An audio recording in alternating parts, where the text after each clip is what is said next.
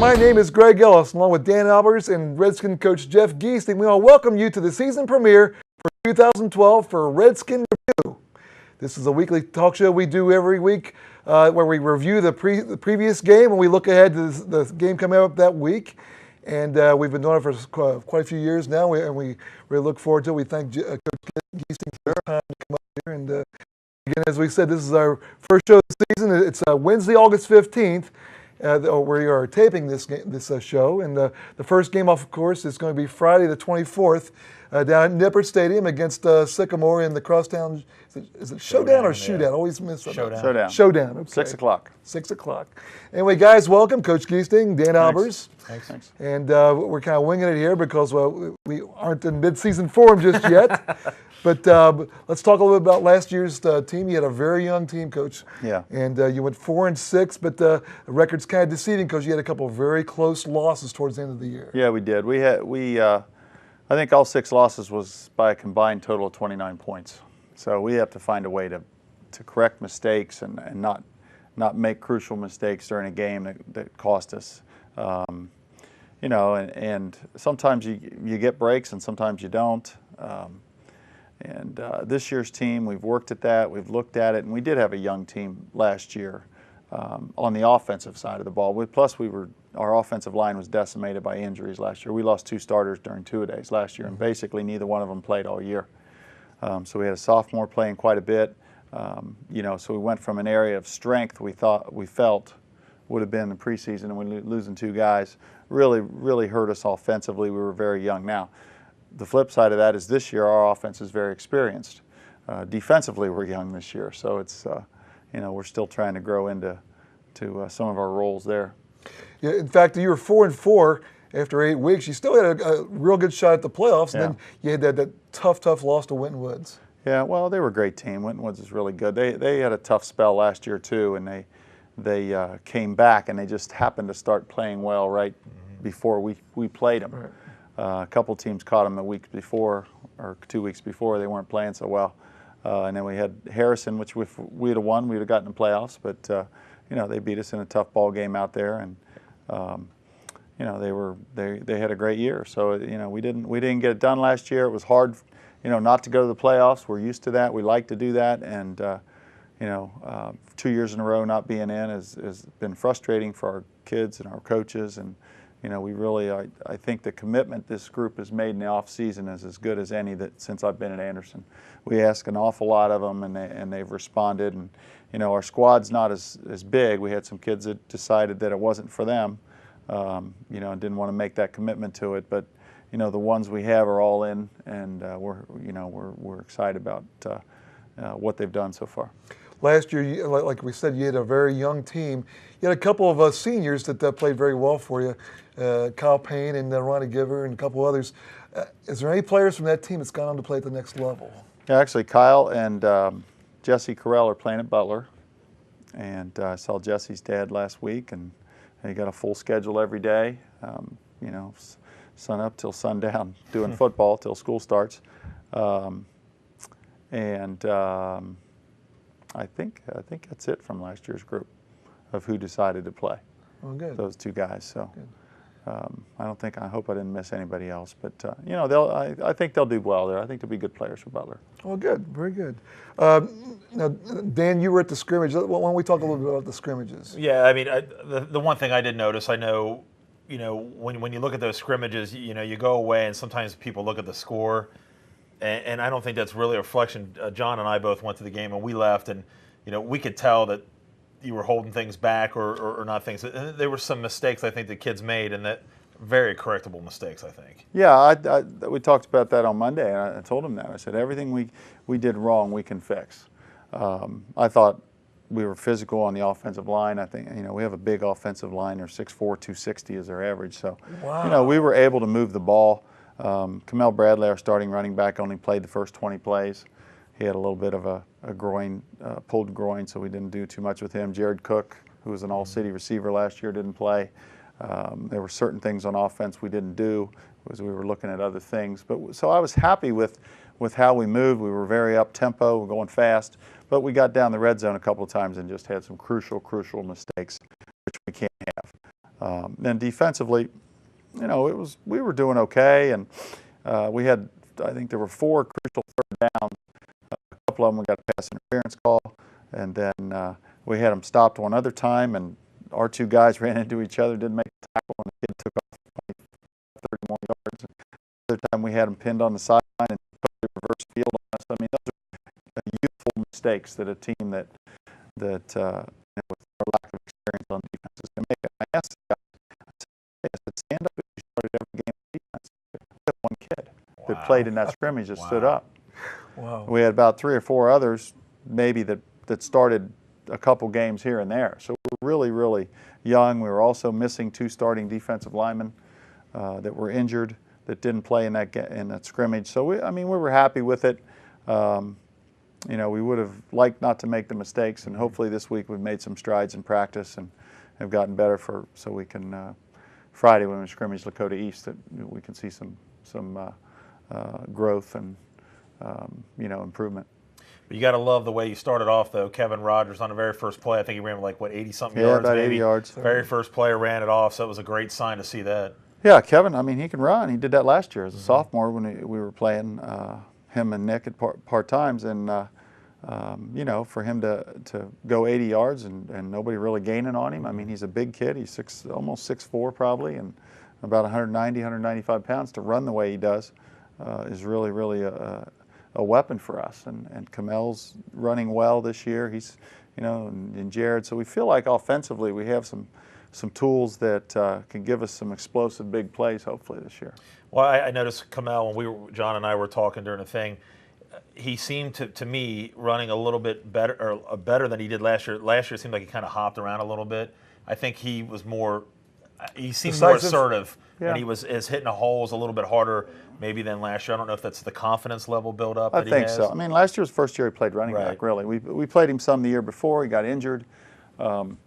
You know, he had a bad injury, broke his femur, and he came back from that. And it's amazing that he's running as well as he is. But I'm really happy with Kamel. He's really committed. He's there every day. He knows what's going on. He's paying attention. He's helping the younger guys, and he's really doing a nice job for us. He's a good kid too. Yeah. I mean, I've met him a couple times, and he's a really good kid. And the other thing that we never probably didn't get to see too much of last year was Kevin Rogers throwing the football. Well, that's something that you guys will do a little bit more with Kevin. I mean, he's obviously got that feature of running the football, and that's a big threat now if he can throw the football too. Well, I mean, yeah, we're going to throw it. We've got an all-state receiver coming back. I mean, we're not going to put him in the closet and never throw the ball to him. So Jared's going to be a big part of our offense, and we've got some other kids that you know, I think we can throw the ball to as well. And you know, but Kevin is going to be, you know, running the football much more so than Nick did the last couple of years.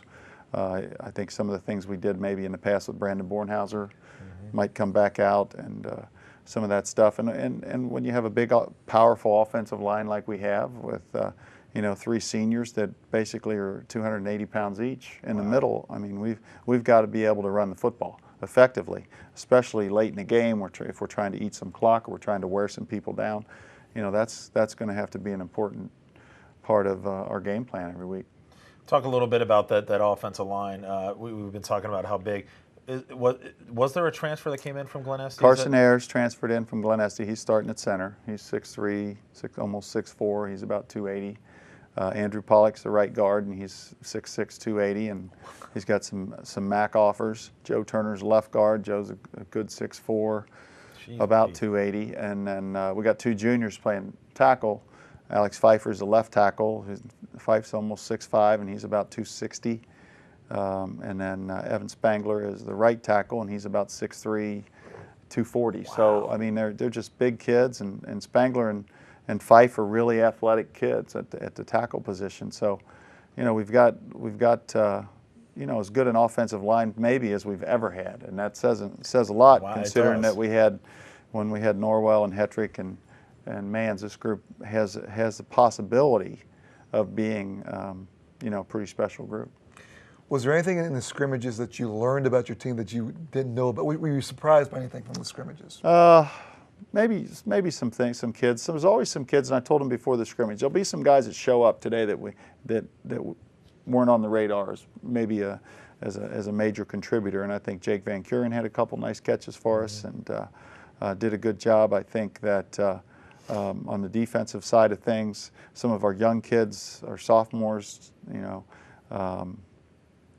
Derek Mollenkamp did a nice job, an outside linebacker, and those kids they just kind of popping up here and there, and it adds to our depth and just makes us a better team. So would you say that your offense is ahead of your defense at this point? Or? I guess because they're more experienced. I mean, when you look at the offense, basically Spangler had to play last year as a sophomore because of injury, so we have 3 returning starters, and then if you throw in Carson, who was a starter at Glen Essie, there's 4 on the offensive line, and Kevin started half the games, Kamel started, Jared started, so there's a lot of experience over there. Whereas on the defensive side, we basically have Joe Merchant and Kyle Losif on the defensive line, and Evan Lackner played a little bit at linebacker, and Jacob Henderlight and Josh Carell played some at safety, but not all the time. So that group they're catching up. I mean, as far as learning what we want them to learn. And I think a lot of it is when they're young, is they have to understand how hard it is to be a varsity player. It's so much different than being a freshman or a JV player. Varsity football's just a different level that kids have to understand that every play is a competition, and we tried to talk to them about that you got to bring it every play and bring your best effort every play. And we're starting to do that. We got a few nagging injuries that nothing major, but we're missing some guys, and it's like I said, our numbers are down, so guys are getting a lot of reps, and it's hard when you're hitting during two-a-days, but because it's a fine line of how much do you hit and how much do you not hit. We'll back off a little bit tomorrow, and in fact today we only went one time. So our last two-a-day was actually yesterday, and we did something different this year in two-a-days. We actually would go 2 practices, like on Monday, Wednesday, Friday, and Tuesday, Thursday, Saturday we'd only go 1 practice. And then this past week was 2-1, 2-1, 2, and then we scrimmaged, and now we back off a little bit more. And so we've sacrificed some time on the field, but on those days where we only go 1 time, we get a really good lifting session in. We get to watch film with them for a more extended amount of time, and I think it's kept their legs under them, and they're a little bit fresher. One of the things that I don't think we saw in the scrimmage when we were there is any part of the kicking game. Yeah. What is the situation with your punter and your place kicker this year? Well, we probably don't want to punt and don't want to kick all year. We're really young. In fact, our punter decided not to play this year, so we're looking for a punter. We've got a couple kids. Kevin's actually one of them, Kevin Rogers, and they've improved a great deal since the first part of two-a-days. And our kicker is, we'll make some extra points, but we don't have the John Howards and Tommy Chapmans that are that we've had that can make a 45-yard field goal to win a game and stuff like that. I mean, we're just going to have to scrape by and be really, really sound in all areas of what we're trying to do in the kicking game. But field position will be a big thing for us. When we're punting the football, that we can at least get 30, 35 yards out of it when we're punting the ball. And then, like I said, we won't be trying a lot of field goals, but we can make some extra. We can make extra points. AJ Penley's probably going to be our kicker, and he's a sophomore, and he's done a good job. And they've gotten better at it. But it's just disappointing when you think you're going to have an experienced spot and you don't. We've got to try to find kids to replace that. This team sounds a little bit, at least the offense does, like the team from like 3 or 4 years ago with Born. You got a quarterback sort of like Bornhauser. You got an offensive line sort of like with Hedrick and Mans and those guys. So offense, the strength of your team, you think? I think so. Right now it is, yeah. And should be. I mean, they've got the experience and more seniors playing, and we're still pretty young on defense as far as, right now of our 4 linebackers, 1's a senior, the other 3 are juniors, and in the secondary we've got 1 senior and the other 3 are juniors. So we're still pretty young on defense. Yeah. Up front, we're about half and half, with seniors and juniors and sophomores and things. So, but the good thing, and I told them this the other day too, is with a young team, you see more progress as the year goes on. You see a lot of improvement. Seniors, they'll improve as the year goes on, but not as much as a sophomore and a junior will. They really take off, and you get a lot of improvement out of those young kids as they get used to seeing the speed of the game and at the varsity level and practicing the right way every day. Have you named any captains yet? No, we're not going to have specific named captains. All the seniors are going to rotate through that role throughout the year. Good. One of the other things too is that each year, I know you guys evaluate the team, figure out what your strengths, weaknesses.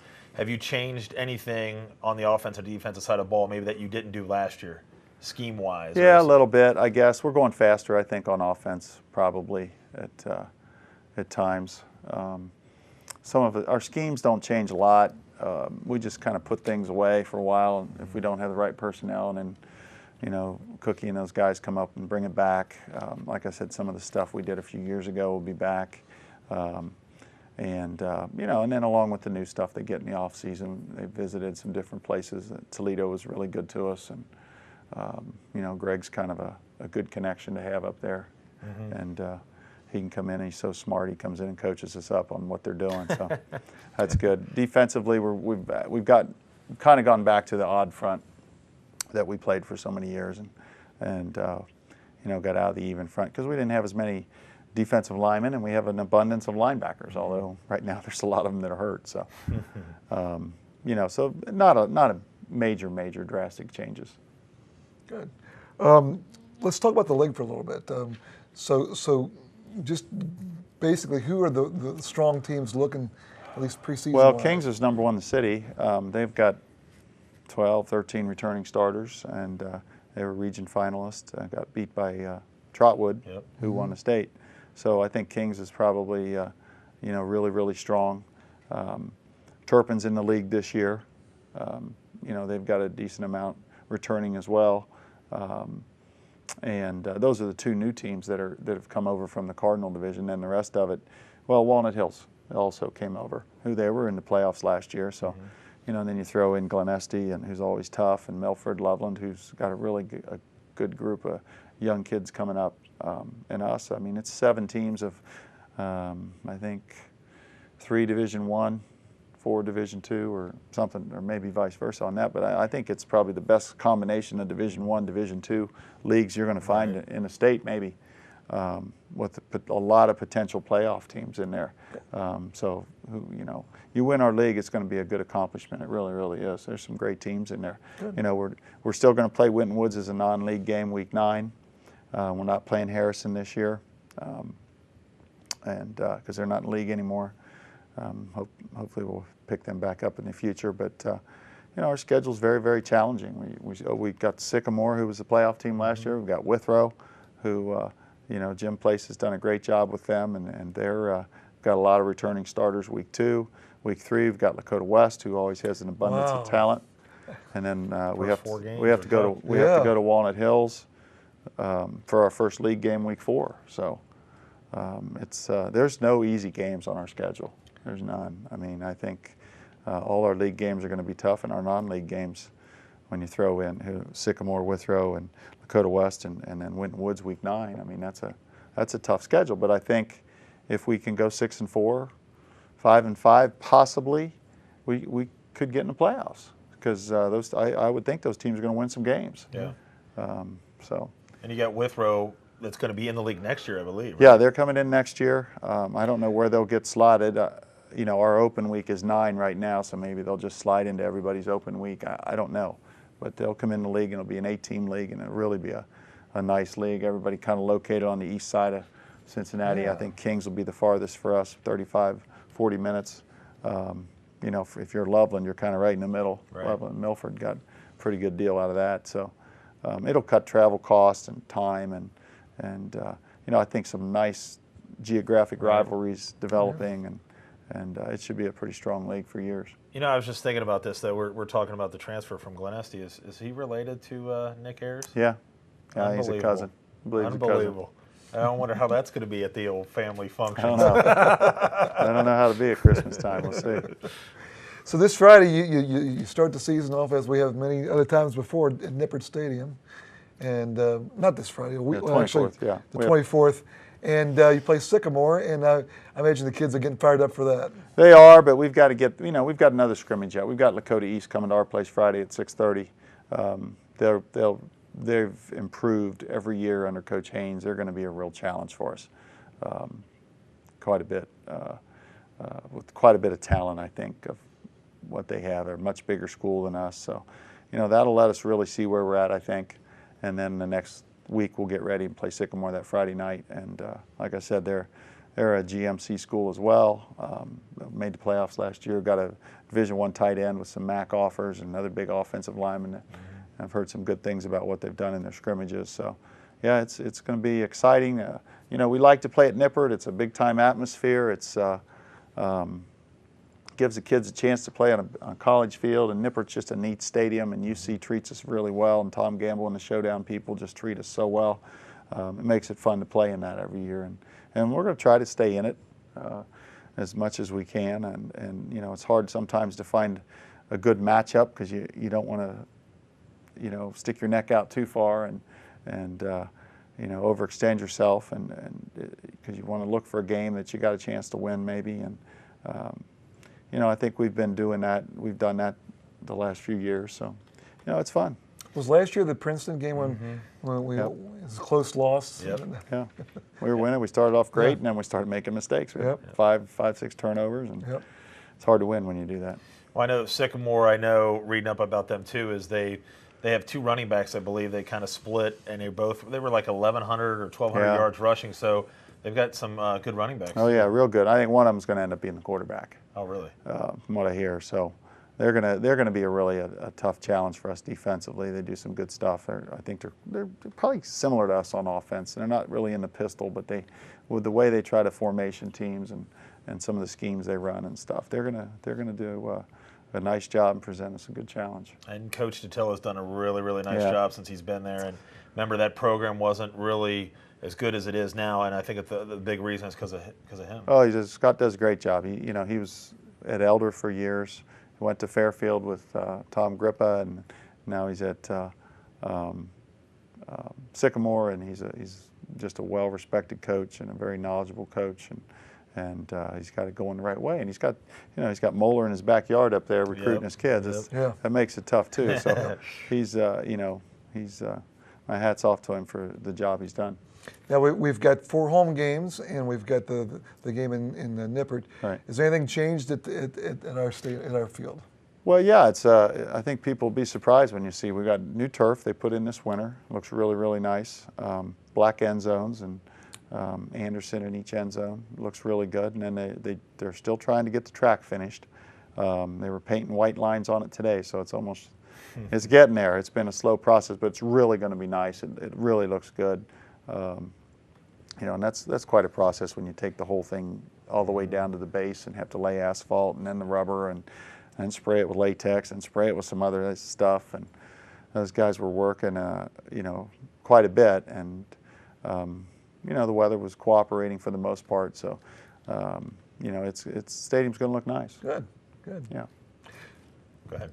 So you want to talk about the? Well, yeah, we were just getting ready to mention the game on August 31st. You'll be playing Withrow, and we've decided to try to get something organized that's probably long overdue. Is the 1992 first ever Anderson playoff team, and then also the 2007 state championship team. So it's going to be a really special night to have both those teams that had a lot of significance in Anderson High School history. Oh yeah, I mean the '92 team was a group that first time they made the playoffs, and they also won a playoff game. Got in the region. Back then there were only 4 teams in the region, and they lost a tough game. We lost a tough game to St. X, who was the state runner-up that year. And it was 14-7. We played up at Galbraith when Galbraith was there. We did that game. Yeah, that was just a fun night. And those guys went on, some of them to play college football.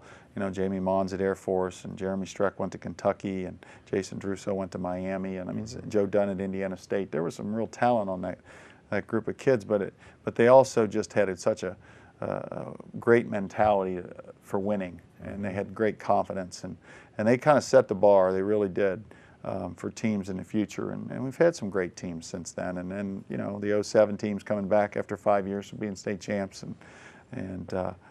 So it should be really a special night, you know, to get those guys together and let them see each other and trade war stories and all that kind of thing.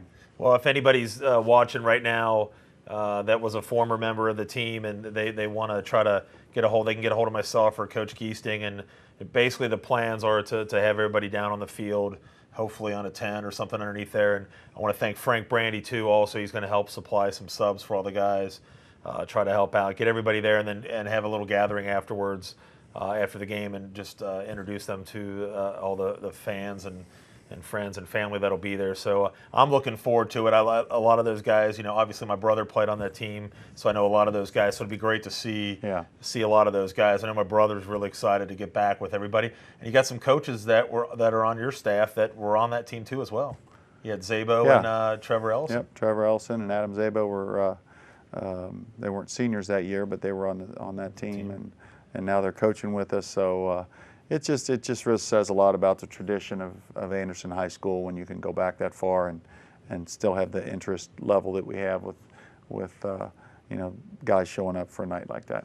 The '92 game when you beat Princeton in overtime, in overtime. That's what really put us on the map. That was really probably in my eyes. That's when the starting point was for the tradition we've built since then. I think so. That group, you know, they felt that they were going to win state championship. They really did, and because they were a great group all the way from Pee Wee through junior high, and you know, freshmen. And I remember when they were freshmen, they you know, beat some teams that they didn't. People thought, wow, what's Anderson doing beating them? And yep. Sophomores, I think they went over and played Moeller in a JV game and beat them. I mean, they were really a good group of kids and a close-knit group of kids that accomplished a great deal. Good. You want to talk about the Alumni Association? Yeah, that's a big thing that we had this summer. It's the first time that we've ever really put a function together, and we did a golf outing this year. And I thought for the very first year, I thought it went very, very well. Yeah, it